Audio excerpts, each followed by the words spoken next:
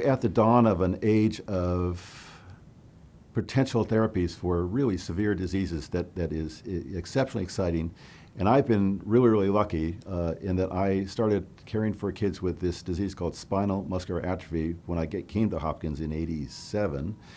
And it turned out that this particular disease had all of the features, all of the characteristics that made it ideal for the first applications, earliest applications of these new technologies. I can't emphasize enough how many things had to happen that were right, that had to work in the right way so this was possible. The first gene transfer experiment was actually done on a different tissue, the retina, and the treatment was effective in treating this disease called Leber's optic neuropathy. But the next one was this disease, spinal muscular atrophy, which is much like a genetic form of polio. It affects the motor neurons, and the motor neurons wither away, and as a consequence, the muscles that they're connected to become weaker and weaker. And typically, about 60–70% of the kids who inherit this disease will die in the absence of therapy in the first year or two of life. And there are some milder forms in which people are able to survive for longer intervals afterwards. The things that had to go right is that this has to be a disease in which it is common enough for pharma to be able to invest the money, because it's a substantial amount of money that has to be done. It has to be a disease in which we can measure the outcome, so that the abnormality is one in which the progression or the expression of it is capable of being measured. Have we done well or have we not done well with application of therapy? It has to be a disorder in which we can get the gene to the tissue of interest. It has to be one in which the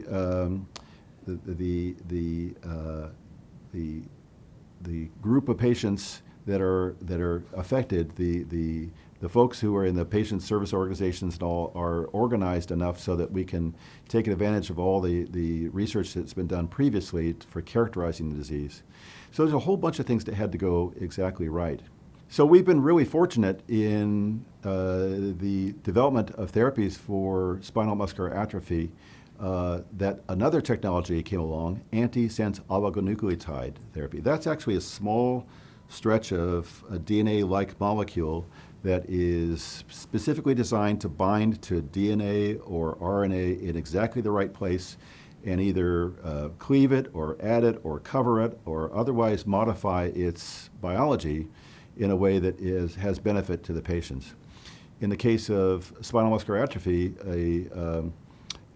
the ability to modify splicing of the aberrant molecule led to the production of a normal protein amount from a gene that was otherwise broken and wouldn't produce much protein at all. The protein is called SMN, and the therapy that was licensed in late 2016 and now is being used around the world. The name of it is called nusinersen. It's a generic term, and it's been exceptionally safe and very successful.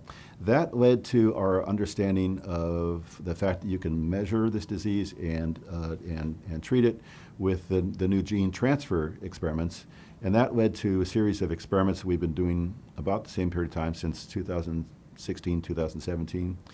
And to the licensing of a gene therapy or gene transfer experiment called onasemnogene abeparvovec, and that was licensed about a year ago now.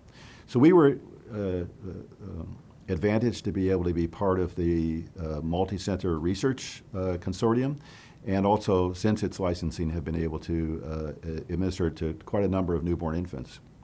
Another advantage we have for the gene transfer experiment is that the babies have to be found very soon, because right after birth, babies will start manifesting weakness. And if we can treat them very quickly, we can make a difference in their life. So in parallel with this, because there was enthusiasm about it, the various patient service organizations and pharma and universities developed a newborn screening test, and we now have it applied in over half the states. And so we're finding about 60 to 70% of the babies that are born with SMA at the time of birth which enables us to do the gene transfer experiment within a matter of a couple weeks and hence save as many motor neurons as possible.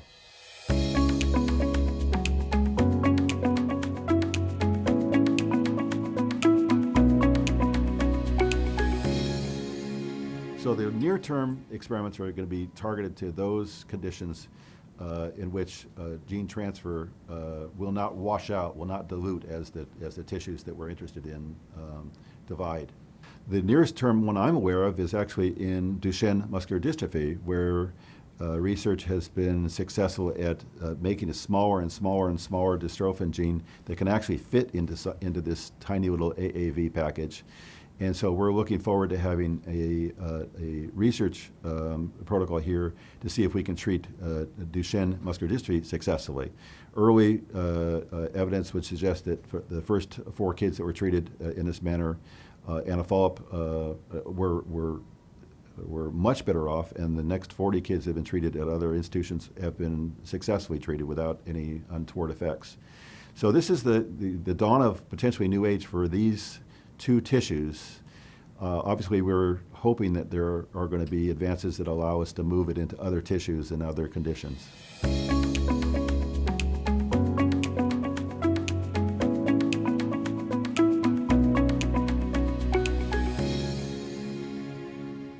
You know, as exciting as these new technologies are, and the antisense oligonucleotide and the gene transfer and the potential for other sorts of gene therapies coming along, it also raises some really important, big questions that I don't think academics like myself have been comfortable with, and that's the issue of cost. These technologies are personalized. They are directed to very, very rare diseases.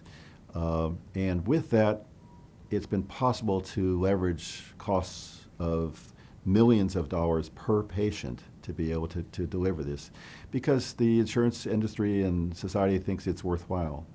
But as we start talking about getting this to more and more individuals, more and more diseases, I'm seeing that there's going to be barriers of whether it's right.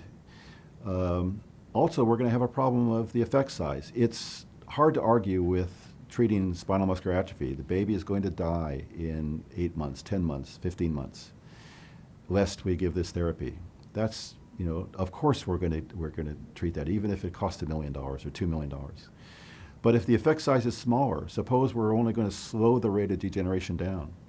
Suppose we're only going to make a relatively minor difference, but it's enough to get licensing from the agencies. How are we going to pay for this? How are we going to afford and assess whether or not these extraordinary costs are worth it, especially as they become more and more of an issue? I think there's a role for academics to help in determining whether or not the effect size and the costs balance in a way. I can't think of any other agencies. Certainly the pharmaceutical companies are going to say, buy it, buy it, buy it, buy it. And the people who have the disorders are going to say, we want to have it, and they're absolutely right to say so. And so I don't know of anybody who is in a better position to be able to say, where are the costs going to be balanced, mindful of the fact that we're talking about some extremely difficult areas. And I obviously don't want to be in the position of talking about restricting access, but on the other hand, we have big questions that we're going to have to be addressing in the next few years or couple decades.